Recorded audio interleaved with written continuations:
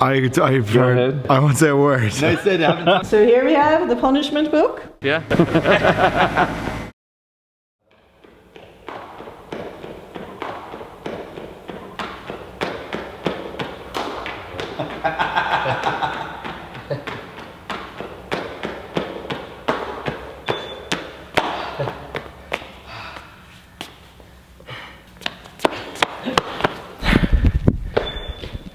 You know where I can find some whiskey? We'll sort you out after that. Yeah, don't worry.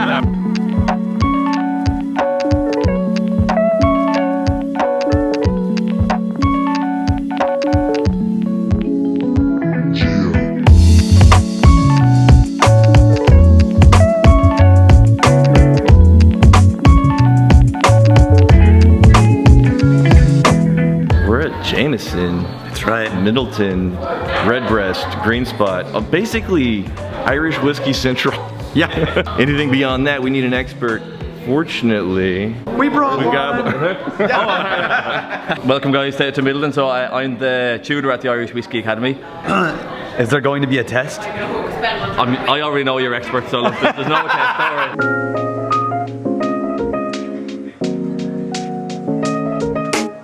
Obviously it's a really old site. You're going back to actually 1794 for the oldest building, so. That's all? Is that all? Okay, some of the stones are older than that. Oh, you mean like right after our country was founded? Exactly. That's all? Yeah, No big deal? That's all I can give you here. It's not really suitable for a modern distillery, so we kind of upgraded. So in 1975 we moved from here.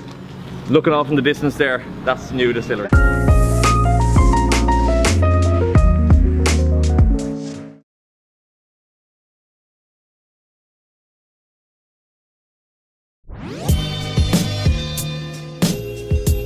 we had to put away our smartphones. We couldn't record all the way over here because this is a place people don't typically get to go. Where are we right now? So we are now in what we call the Garden Still House. This is our main kind of pot still production side, and what we're going to be looking at are the biggest working pot stills in the world today. 80,000 litre pot stills. So I like that you love your stills so much you gave them a beautiful view. I mean, yeah. Dream big, children. Yeah. Dream big. One day you'll come this side of the wall. Yeah. So they're all identical copper pots and get 80,000 litre capacities. And because we're all about triple distillation here, 2 sets of 3. So we're starting off, these are both the washed or the first stills, right, and progressing towards what comes out at the end is your spirit. You built the building to prepare to add 3 more to the other side. Yeah, one example of planning ahead. The Irish Yeah. people were not known for it, but we did actually design this that the roof could be taken off and the stills could be lowered down. Normally this place wouldn't have all the scaffolding. That's just because we're getting prepared for shutdown for all the maintenance. So it would look a little bit prettier normal, but look, you're seeing the distillery at work I'm as just it is saying. normal. So yeah. So you can have a look inside. Just be aware you've been to a distillery before, so you have your own. These are hot. It's a little bit hazy or cloudy, but you can see in what comes out of here we call low wines.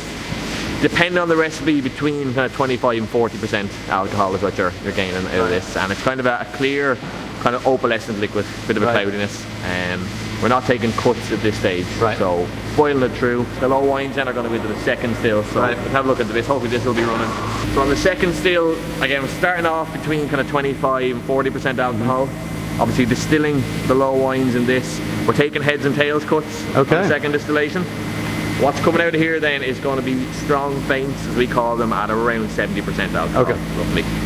So obviously a lot of other distilleries around the world will tend to stop after the second distillation, but obviously we triple distill everything, so our strong faints then are going to go into the third still. You could be everything you can get there, and then once again everything you can get here, and then making some cuts. But you start making cuts on the second run. And traditionally, and on the third as well. And on the third. Yeah, so there's kind of 2 elements to refining. Right. Yeah. The shape of the stills has a huge impact on the flavour of your spirit, depending on how wide they are, how tall they are. And even the condenser is really, really important. So the first 2 stills have, you can see, vertical condensers.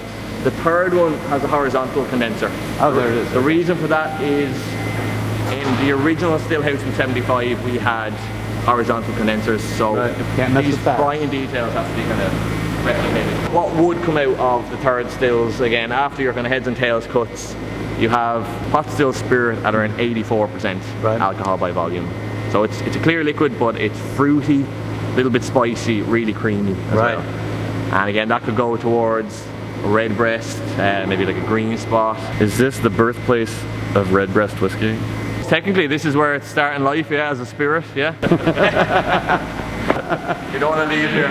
It burns! We've never had to call an ambulance. Let's not start today. Yeah. We know that the shape and the height and all the distance, everything changes the flavor.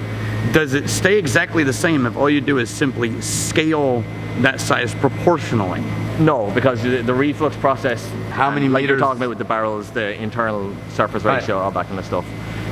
So that's why these are identical to what we had in 1975, Right. because even if we scale them down, you wouldn't get the same reaction. So initially you go big just to increase production, but once you've done that for long enough, there's now an You have to stick expected there. flavor profile. Yeah, I mean, so other you couldn't just distilleries- be like, if we want to do more, let's put stills that are 3 times this size in there. Yeah, or Can't do 100 that. smaller stills. Yeah, No, yeah. That's why we're sticking with the same ratio. Right. Yeah. Even though Jameson is a huge brand, you know, it's one of the biggest whiskies in the world. If you can imagine, every single sherry butt is individually nosed to make sure the flavor is right there. There's this idea that you know, the smaller the band is, the more they care about art. And the bigger and more famous the band is, the more they've sold out on don't give a shit. There Yeah. could be this vibe of, yeah, we're all just doing an industrial job and my job's to push this button. What's the sense you get from the people here? Everyone in the company, we call them barrel men, you know, so everyone's as important as everyone else, you know. If the guys filling the barrels aren't on form, well, we're not going to make good whiskey. If the master distiller isn't on form, we're not going to make good whiskey. So we are kind of a family in that regard. We're all barrel men, we all get on well together, and we all understand that everyone, you know, fits in. It's a link in the chain. From grain to glass that way. So Blended whiskey, the most commonly consumed whiskey on the planet. What does that mean in Ireland? yeah, so Jameson is a blended whiskey, Right. but how it compares to other blended whiskies, say like your typical kind of Scotch model, would be a number of different distilleries pooling their product together and mixing that way.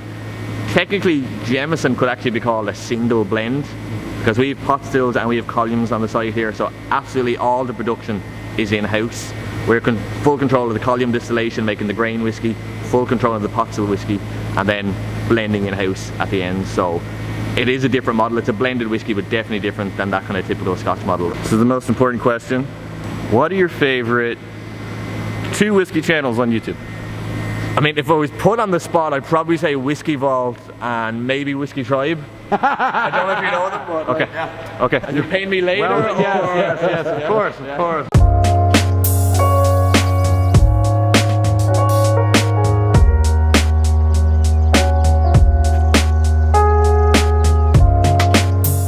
We're going to be going to some of these buildings as well. The one in the distance is the micro distillery. Okay. Also right. the Method of Madness Testing range. things out Cool and- stuff, yeah.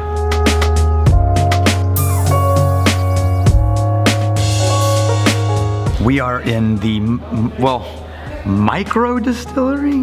That's huge. It's more of a distillery. If you're a big brand, there's a lot of incentive, there's a lot of motivation to keep doing what's been working. There's a lot of history, there's a lot of heritage, there's a lot of brands that people already love and don't want you to screw up. Okay, Daniel, we have aggressively handsome. Yes, one might say almost beautiful.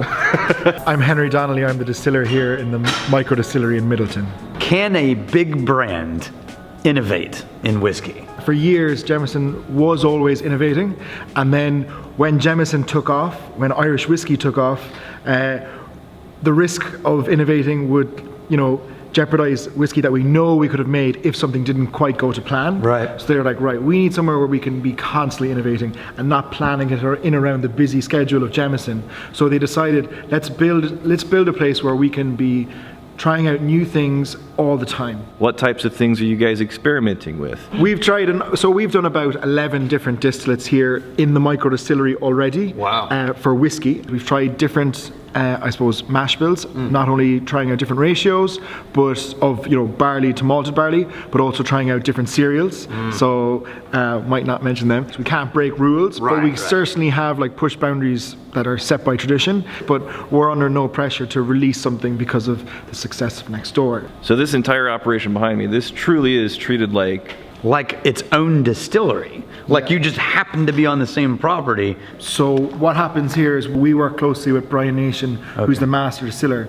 There's no automation. Everything is done by hand. So you know exactly why you open or close a valve, why you're turning it off, and of course, constant sensory analysis. And that's where Brian works as the master with us as what we kind of refer to as apprentices. Of course, you see, we're not making Jameson in here. We're generally going to feed into a brand called Method of Madness. We are up on the platform for our pot still whiskey aspect of the micro distillery. Right. We've got our 3 beautiful copper pots look at over those. here. We have the space at the rear for, say, a brew house in the future, but for the moment we work with the main plant to bring the wash down to us. Okay. You know, it's quite versatile up there. We can do a special mash bill for us, and then there's a fermenter that can be, you know, isolated just for our use, right. And we'll bring it up and down with the tractor and trailer. The wash will come down here, and then we'll do our triple distillation. Here we can check the strength, the temperature, we'll make our cuts. Here we work Monday to Friday, 8 to half 4, so it's not about, you know, operating a big shift with loads of people and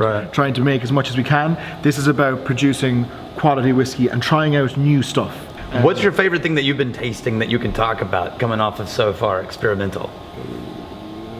That I haven't talked to communication. Oh no! I won't say a word. I said I haven't talked to. I tell you, I don't spoil the secrets. I let others. I'm not that guy. I let the few others that know spoil the secrets. There we go. Under here is our intermediate vessels. They're nicely tucked under there, and that's where our safe feeds into. The last vessel down there, that's our what we call our VAT 160. So that's where we add our RO water to our new make spirit, bringing it from about 84% down to 63.4. Okay. And that's what we put into the barrel as. Many experiments with different types of barrels as well. There you go. Okay. How many barrels about are you putting down from here? So the comparison is really interesting. So we do about 5 barrels a week here, or what we might do is like 10 barrels every second week, compared to the main plant, which does about 2,500 barrels a day. So and hence, micro distillery. This is the Irish Whiskey Academy. Surely is. The Whiskey Academy is my home. It's an old building from 1794, but we've totally repurposed it, so it's now a really state-of-the-art, world-class whiskey educational facility. Basically, it's learn about whiskey in as fun a way as you can, but also educational.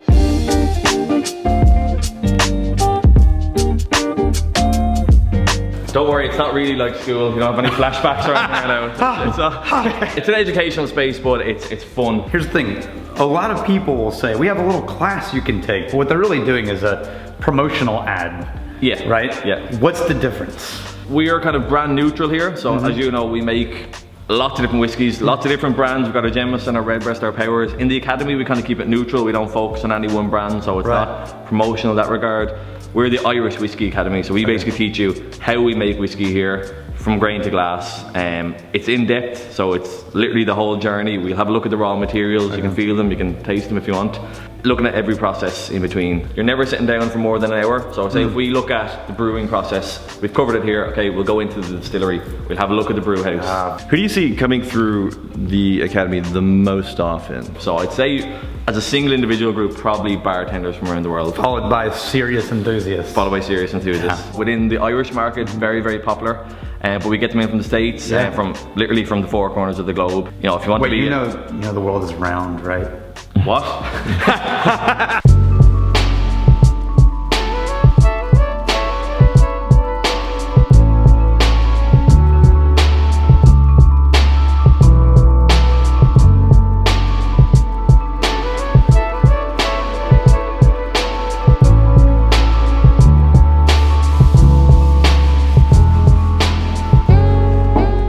Rex is getting nowhere near the key.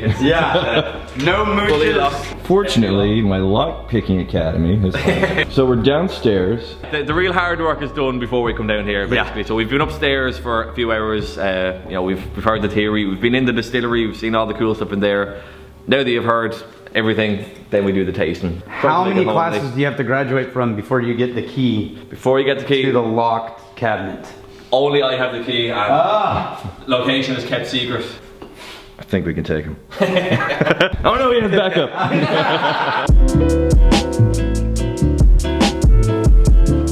building is this? So this is what we call the distiller's cottage. This is where the master distiller traditionally lived. Goes back to 1794. We take our kind of heritage and our history really seriously here. We have a full-time archivist. This is normally off limits, so you're getting a real treat today. Carol's going to show you some really cool stuff inside here. Were you hiding behind the bush? Yes. Yes, I was.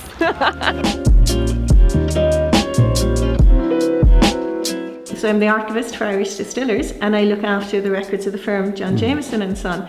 So behind the doors there, we've got 5 strong rooms. They're all temperature controlled, they're humidity controlled, and it's where we keep all the records relating to the companies that formed Irish Distillers. I always say that once you're in this building, you cannot age. Yes, we're never leaving. At what point in the history of Jameson did they realize they needed to keep things? No one ever realizes the need to keep things. Keep things.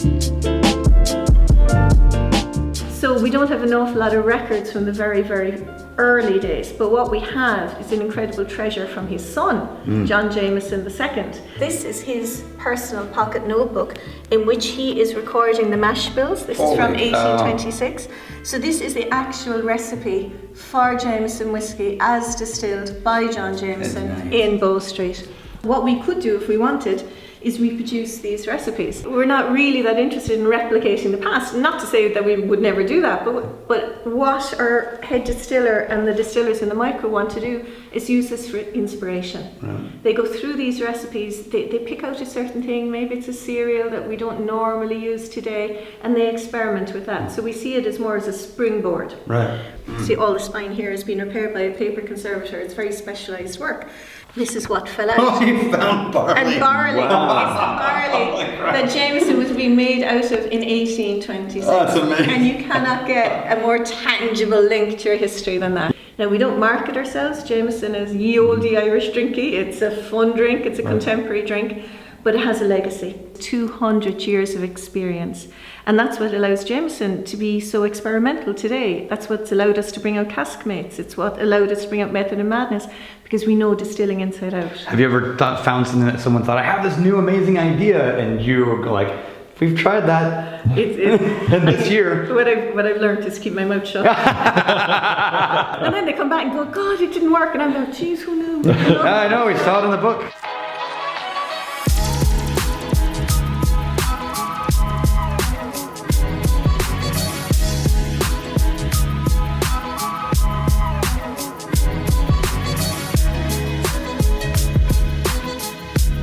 In the distillery, there have to be certain rules and regulations. A lot of the people who work there, they're related. You know, you've got uncles, cousins, fathers, sons. There's a very kind of convivial atmosphere, but there are certain things that are kind of important. One of them is don't blow up the distillery. Yeah, they kind of like that. So here we have the punishment book. I was going to start one for our channel. Oh, okay. All the ways that I punish you. Those are all right locked in here, my I think friend. that's a different channel. I don't.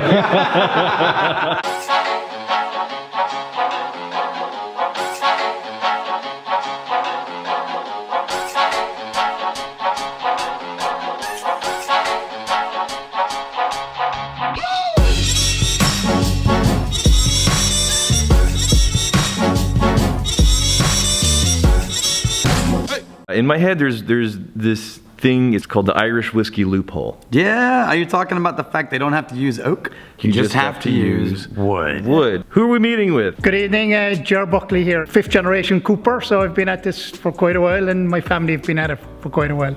We tried to get the 6th generation guy, we weren't important enough, so we settled. We settled. 5th generation. Only 200 years. Only 200 years. Okay. Aging things in barrels. It dates back almost past Roman times, but it's also the front edge of innovation, especially when you aren't handcuffed in Ireland and you can just use wood barrels. One of the more interesting ones we've done in the last couple of years is we've used chestnut wood. Now, chestnut is in the same family as oak or beech. It is a lot more open grain, so it is much quicker in developing the whiskey. Because it's open grain, it does have a higher Lost Angel share. Not all different woods will work. We didn't end up with oak by accident over thousands of years. Yeah. And there's even a case of where Pliny the Elder wrote that in 65 AD that cask made out of yew wood, which can be poisonous, and anybody who drank the wine died from drinking the wine. Yep. So even 2,000 years ago, they understood that there's some woods we can use and there's some we can't. And chestnut is one of the ones we can use. We launched a new product with this called Method in Madness. So that's the experimental line, effectively. That's the experimental line, and we've done a lot of innovation with that product. Woods from Hungary, different parts of France, different types of whiskey, different distillates. It doesn't have a DNA as a brand, which means you can do anything you like with it. Right. No, I think that's the brilliant move here, is to show that the way that you innovate is by sort of stepping apart from the heritage brands to the side a little bit, so that it can stand or fail on its own weight, and you don't get this consumer feeling that a brand has lost its identity or it's become schizophrenic and can't figure out what it wants to do. You now have Method in Madness instead. Yeah, like we've, as you said, untie our hands. Yeah. But the success of chestnut casks has meant that maybe it may go mainstream in a heritage brand. The innovation side is endless. There's a lot of different woods on planet Earth. What qualities, what characteristics are you actually looking for in a type of wood to determine whether or not, this could totally turn into a barrel? Most trees won't work. And what you're looking for are a few things. One, that it won't leak, that it's not going to be porous. For example, if you made it your barrel out of pine, the grain isn't tight enough, so you've got to get a dense wood. You can't go too dense, you can't go teak or something like that, because you've got too many oils in the wood. That would totally interfere with the taste. So there's a few things to consider when you're experimenting with a new wood. And you do have to accept there'll probably be more failure than success. Right. So the chestnut one has worked out fantastic for us. In that range, we use different types of wood we haven't used before in oak, such as Limousin oak, Hungarian oak, that are totally different. Right. For example, Hungarian oak mainly grows on volcanic soil, which is very shallow. The trees don't get very big, so it's going to be totally different to a very rich soil that you might have in Limousin in France or something like that. All those considerations are going to give you different taste profiles. In your warehouse, is it climate controlled, or is it still open to the air, just not like the elements? And there are vents low down and even high up to allow air passing in and out. This building we're in here now was traditionally a warehouse. The reason it's so small is this is as high as a man could reach. Right. That's as high as you can roll. So there's no point in building tall warehouses. With us here in Midleton now, we can go 7 high in our warehouses, palletized. Just a lot of tall employees. Yeah.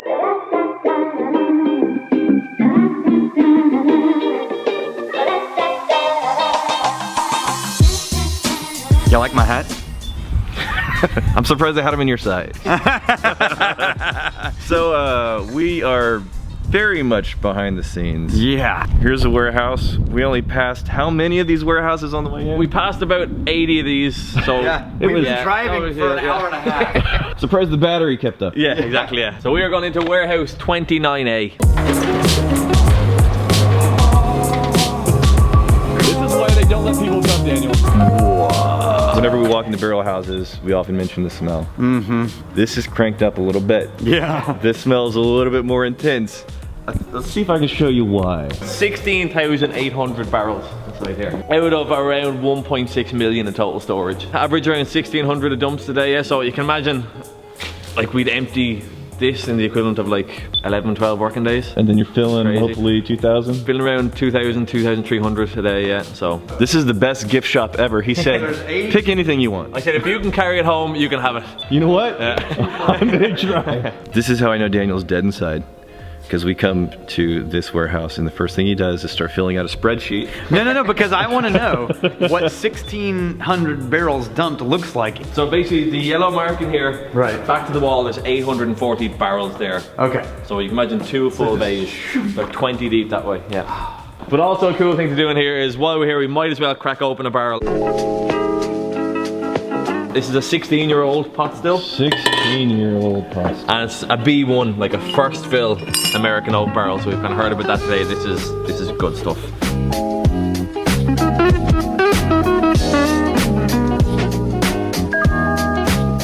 You should give me more than him. He's a little bit smaller, so he can't handle it. No! So look, sláinte, lads. Sláinte. So this is like a totally unique whiskey. It's not any brand specific type of pot still. From 2003, so it's 16 years old in a B1. Look at the color on that for 16. It's got, again, American oak, lots of caramel, butterscotch, vanilla. Is this one of the ones going in at roughly 63? 63.4%, yeah. That's about, it's 1% over what we're legally allowed to do in America. 62.5 in America. Yeah, so luckily we're not restricted that way, so. Do you guys get proof drop because of the temperature range? That's or the proof rise? No, so we're different than the States. We get the proof drop over time, so it's like 58 and a bit percent. Oh, well, so every bottle we release at our distillery has been 57 and up. Okay, so just a nice bit of spice, but like really buttery, creamy texture. Oh, and there's a little bit of a, like a grassy green apple, but then it vanishes in this like really rich, spicy, like baking spice. I'd be curious to know how much your Angel share is more than what we actually bottle. Oh, there's no way. I've got a figure. So yeah, what is it? Every day we're losing about 34,000 bottles worth of Jameson in the air. So, this is my present to the whiskey vault, okay? I want you to use this, so anytime you're apart, okay? When you're apart, then you go whiskey vault assemble and together. Yeah. We bop and pretty hot. I'm as happy as I can be.